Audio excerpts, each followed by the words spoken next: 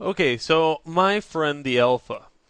Okay, and to get off of the whole sculpting thing and the Z-sphere thing and the mesh thing just for a little bit, and let's just have some fun with alphas for a while. And alphas are very relaxing. It's one of those things that, I have to have a bajillion alphas, and I probably use two out of the bajillion. And they are very addictive to make and very fun to collect. So just kind of let you know that, you will be having a lot of these in your library. A word of warning to people that are like me that have decided to make an alpha collection that is ungodly. More alphas and more textures you have within this library and you click the button, it takes a few seconds to actually pop up this menu. So be sparse with what you keep in here. Only keep ones that you need in this menu. Now, the ones that are built into the menu here are located in a directory. I would not mess around with those. Any new ones that are get added, kind of even they get messed up with around the same bunch and get lost along the way. So you're just going to have to kind of keep note that there's 60 in here, and I wouldn't go over 100. Okay, and in your texture library, same thing. It's got a large texture library. If you get some very large textures in here and you go to click that button, it takes forever to load. So just try to stay away from that. So right now, these built-in alphas, I want to kind of show you something that you might not have thought of kind of looking at, but I want to show you what these look like in Photoshop real quick. Okay, so let's go into Photoshop.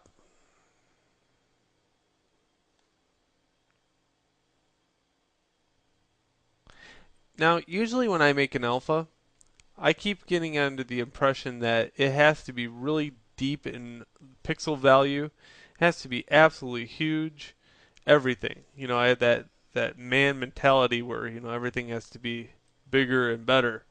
So, I want to kind of show you what that mentality actually gets you in trouble with. Let's see. Okay, my C drive is dropped off the face of the earth. Oh, there it is. I reloaded my machine and now I'm lost because, it's been maybe a year since I've built up a nice collection. Now it's all down the hole. There's a whimper.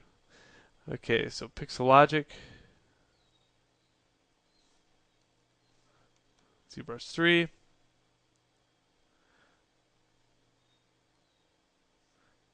and I think this is under Z Data, Z Alphas, and here's my alphas. Okay, don't mess around with these. Let's just open one, but please do not save it. Okay, we're gonna mess around with brush 4.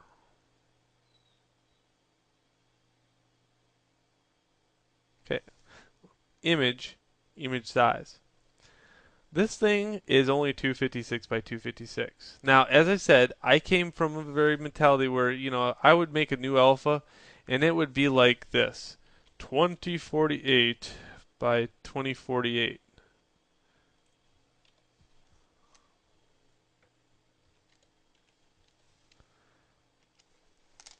Okay, this big. Now, the speed and precision of this little guy compared to this guy is a lot different. And that's the main thing. If you can make a nice alpha small, you'll get a lot more precision in your brush because it can move along with the memory. Anytime I'm starting to chug along with a 2048 brush, then I start getting a little bit chuggier results. Another thing that's really annoying, and here I'm going to just drag this to this one right here and hit yes. And I'm going to take it, click and drag over to the corner and click and drag it out. Now I know this is bad because I really am wrecking the resolution here, but I just want to kind of show you something. So that's all the way to the corner, I think. Let's make that a little bit bigger.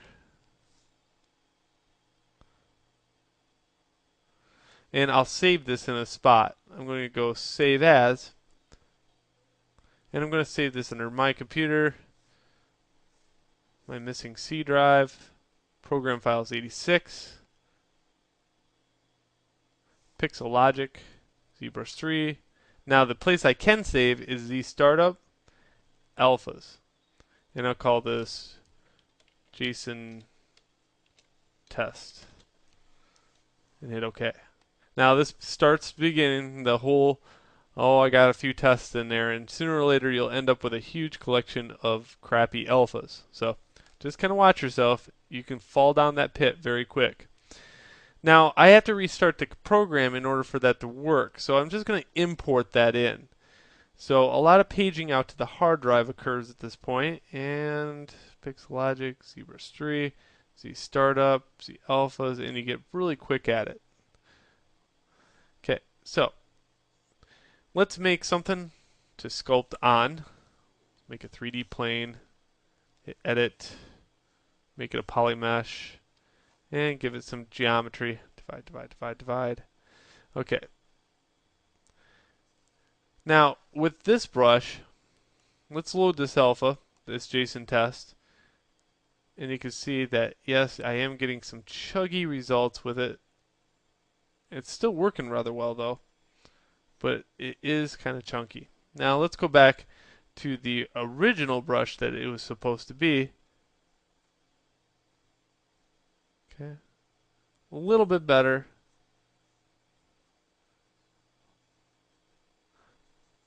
There we go.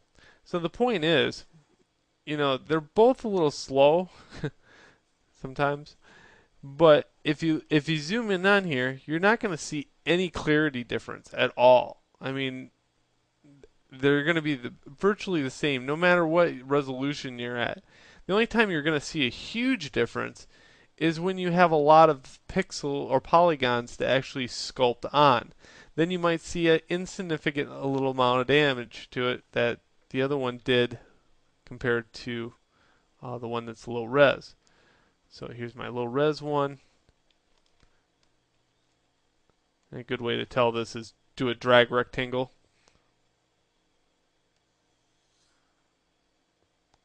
Okay, so there's my low res one. And let's just throw that high res one out here as JSON test. Okay. So you can see now I'm starting to see the difference between this one and this one. This one has a lot of nodes in it because what did I do? Well, I changed the tiny 256 document up to a 2048. So that's why I'm getting all these noise ratios in it. But it can support those noise ratios because it has more resolution. So it all depends what you're doing, what kind of alpha you're making. If you're making just a blob alpha, fine, just make it 256.